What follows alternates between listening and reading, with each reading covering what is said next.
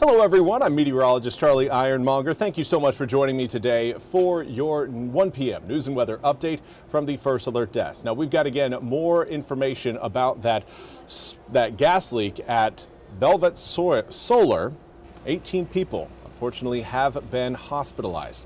Pitt County Emergency Management says that 18 people were hospitalized following an evacuation from Beauviet Solar Plant on Sugg Parkway.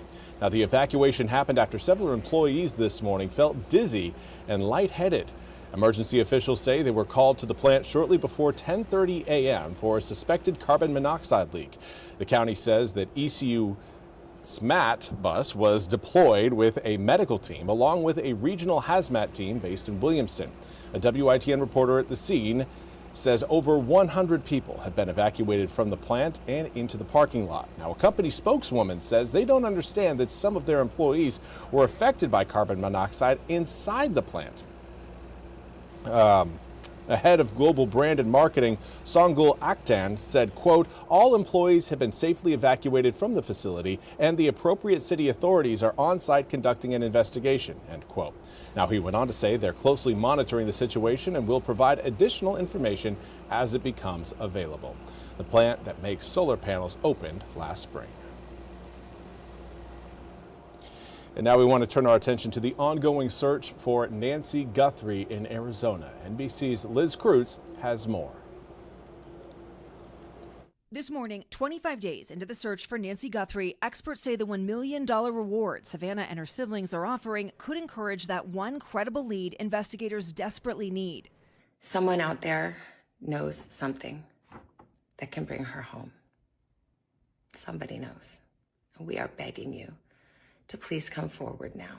Since Savannah posted that heartbreaking video, a senior law enforcement official tells NBC News the FBI has received more than 750 tips related to Nancy's disappearance. Former FBI supervisor Jason Pack says the family's reward suggests a strategic pivot. But there are some people who were close to what happened, that know what happened, that now have a decision to make. And that decision was really ratcheted up by this reward that Savannah and her family offered. A source close to the family says the Guthries raised the idea of a reward day one of the investigation, but were advised to hold off. Why would the family be given that advice to wait to put out a reward? At the beginning of these types of cases, particularly high-profile ones like this, there's not an absence of tips. So it does two things. It reactivates the tip line, and it puts a lot of pressure on those handful of people that know what happened. Investigators are still working a variety of leads, including whether the masked suspect on Nancy's doorbell camera may have come to her home prior to the night of her abduction. 2 weeks ago, neighbors reported they were asked to check their Ring cameras for footage from the evening of January 11th. We asked the sheriff about it at the time. Why January 11th? What were investigators asking about that day in particular? You know, they have a reason. I don't know that, but I know that they have a valid reason for that date. Public interest in the case shows no sign of slowing. Outside Nancy's home, a memorial growing with yellow flowers, hand-painted signs, and even mahjong tiles, one of Nancy's favorite hobbies. And that was Liz Kreutz reporting. We now want to turn to your weather forecast, looking at cloudy skies today, but we're not seeing a whole lot of rain out of those clouds. That changes tomorrow. We are going to be looking at, again, a wet and cloudy day for both your Thursday and Friday. But today, it's just cloudy and warm. Compared to where we were yesterday, air temperatures have risen by about 10 to 15 degrees across the east, but we still have more gray on the way. As you can see, we've got a pretty steady flow of clouds off to the west, and while some of those clouds are trying to produce a few rain showers, not much is expected as we head into the afternoon. Now, when we zoom the picture out a little bit further, you can tell we've got more rain sitting further back towards the west across Missouri, Kentucky, and Tennessee.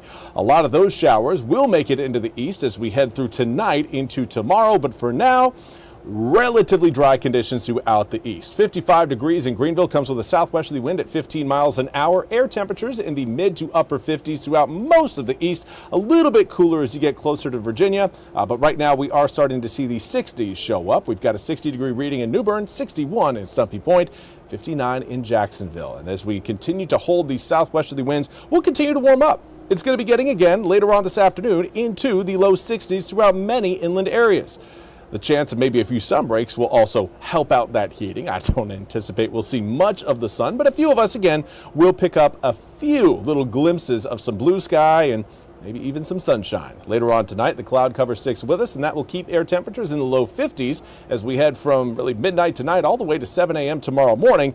And then we just kind of repeat today, only to see a little bit more rain showers add themselves into the forecast. Do want to say hello to Elaine Nichols. Hopefully you're having a fantastic day and a dry day at this, because Elaine, tomorrow you're going to need an umbrella. Well, you might not need an umbrella if you don't mind getting a little bit wet, but rain showers will be present throughout the area coming up tomorrow. Start out with a lot of those rain showers in some of our more northern counties, north of 64 by 8 a.m., but then that whole line just sinks southward through the day. So if you wake up and you're not seeing rain in your area, just wait a little bit. You will end up seeing, again, some raindrops roll through. Also want to say hello to Sue Ann Gaskill Woody from Manio, along with Christine Dement. Thank you so much for joining me over on Facebook. As far as Friday goes, we are looking at more rain coming up as we head into the late afternoon and evening than what we'll have in the morning. Here's kind of a look at your full 8-day forecast. You'll note, again, rain chances come down a bit as we head into your Friday, but then pick back up again Friday night into Saturday.